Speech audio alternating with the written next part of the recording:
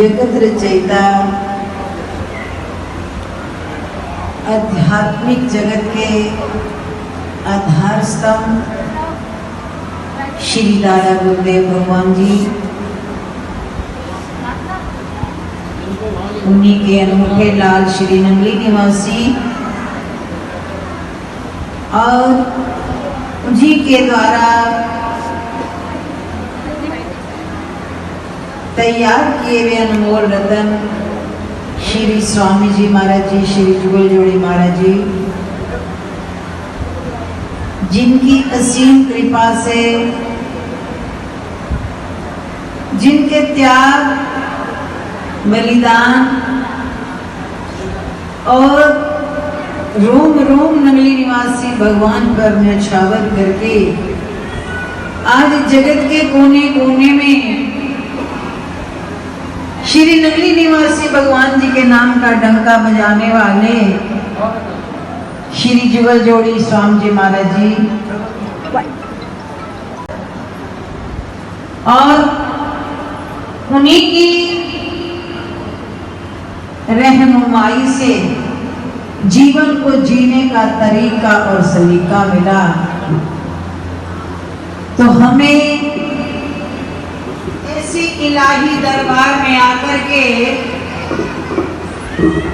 जिंदगी जीने के लिए, जीवन का असल आनंद लेने के लिए और जिंदगी के हर पल को सुनहरी बनाने के लिए ये समागम बनाए जाते हैं, जिसे इन्हीं अवतारों ने, इन्हीं शक्तियों ने केवल इस लोक के कार्यभार को अपने भक्तों के केवल इस लोक के कार्यभार को निर्वाह करने का जिम्मा नहीं लिया, बल्कि अपनी शरण में आने वाली रूहों को आध्यात्मिक जगत के अंदर अपनी रूहों के कल्याण के लिए उन्होंने ऐसे मार्ग बनाए, ऐसी सद प्रेरणाएं दी, ऐसे संत तराश कर बनाए, जिनके माध्यम से हम सबको जीने का तरीका और सलीका मिल रहा है। निर्भर है हम लोगों पर कि हम उनके बताए हुए नुक्ते अनुसार अपने जीवन का असल आनंद ले या ना ले, हम लोगों पर निर्भर है। क्योंकि आज के युग में हम देखते हैं समाज के अंदर भक्ति का प्रवाह क्या बन गया है। गाओ, नाचो, कूदो, समाज की विख्याति लो और अपना प्रदर्शन करो, पर सत्संग तो थोड़े तो लथा ते विसर गई कथा। सत्संग से बाहर जाने के बाद सत्य क्या है और संग क्या है, उसका तिल मात्र भी प्रभाव हृदय तक नहीं पहुंच पाता। जैसे आए थे वैसे चले जाते हैं। लेकिन मेरे सतगुरु के दरबार में एक शब्द के माध्यम से बताया जाता है,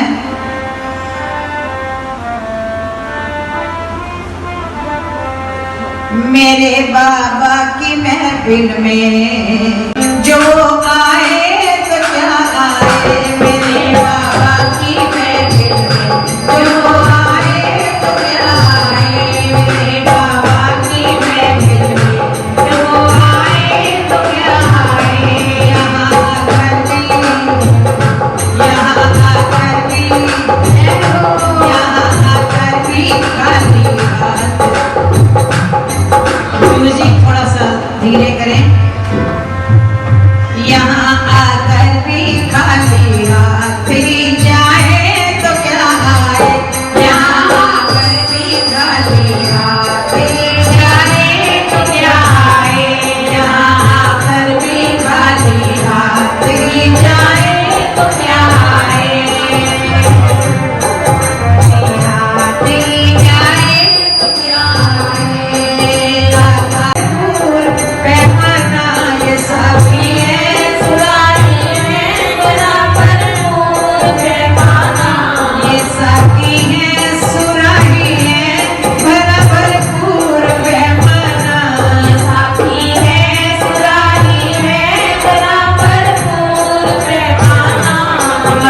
फिर भी कोई प्यासा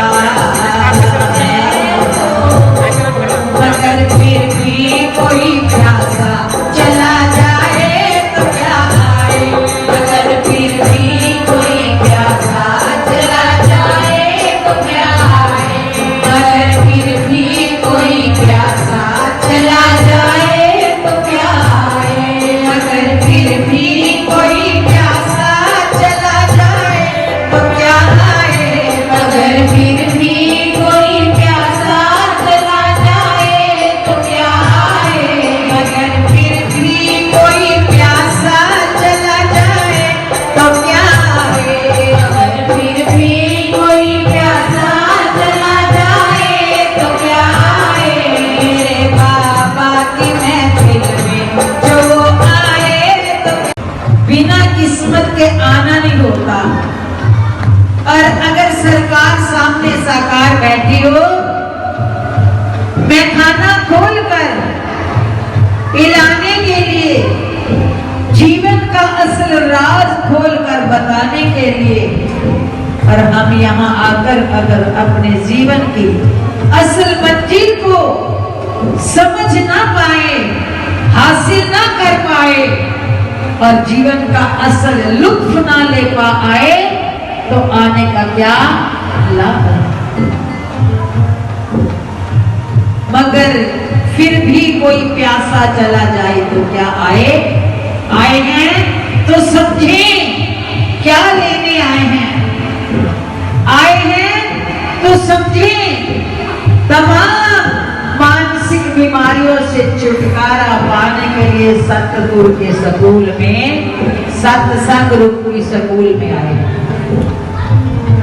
ये सतगुरु का सत्संग रूपी स्कूल किसके लिए है? अरे उनका जन्मदिन जिनका जन्मदिन हम मना रहे हैं वो कुदरत के मालिक हैं। उनका जन्मदिन तो कुदरत भी मनाती है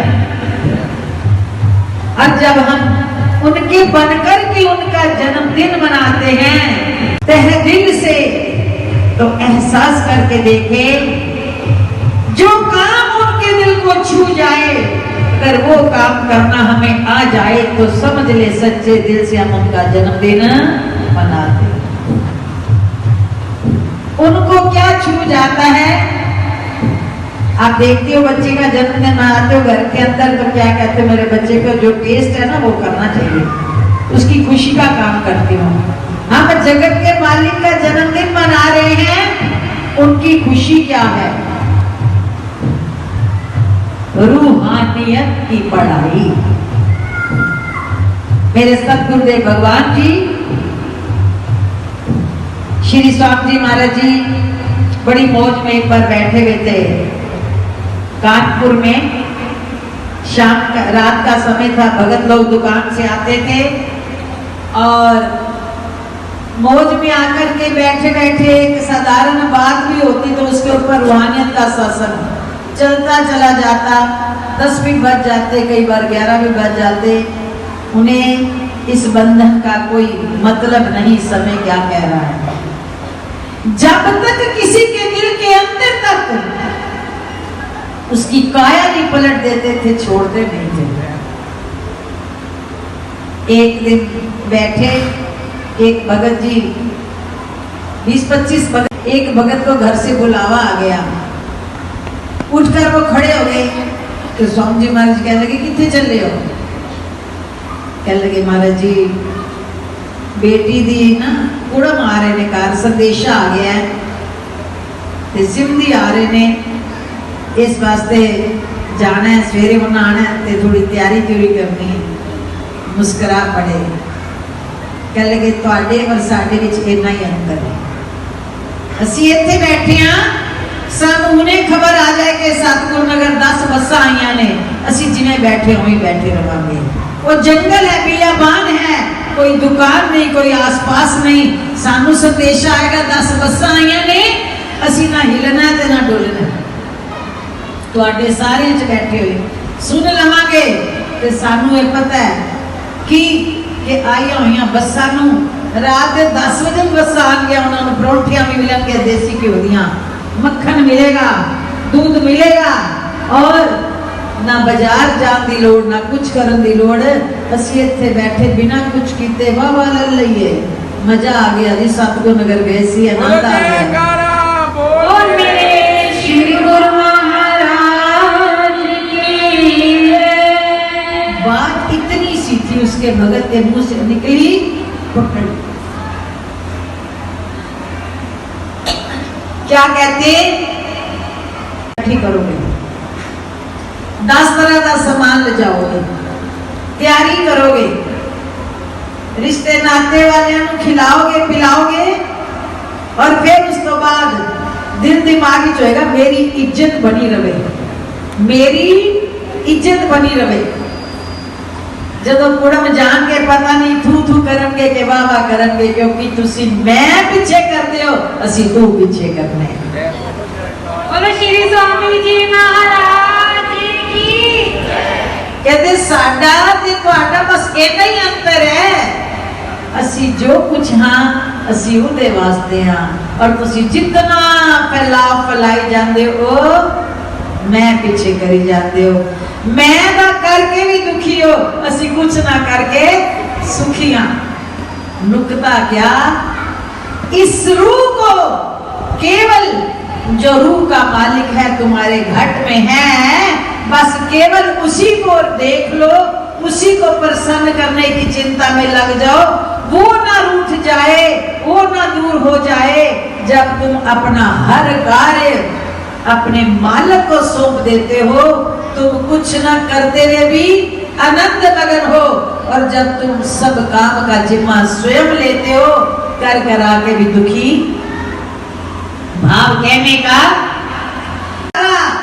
जो इस दरबार में आने का संबंध बना, इस सत्संग रूपी स्कूल में आकर के जो हमें पढ़ाई मिली, वो केवल रूह की है, रूह की, रूह नियत, रूहानियत की संधि, रूह नियत।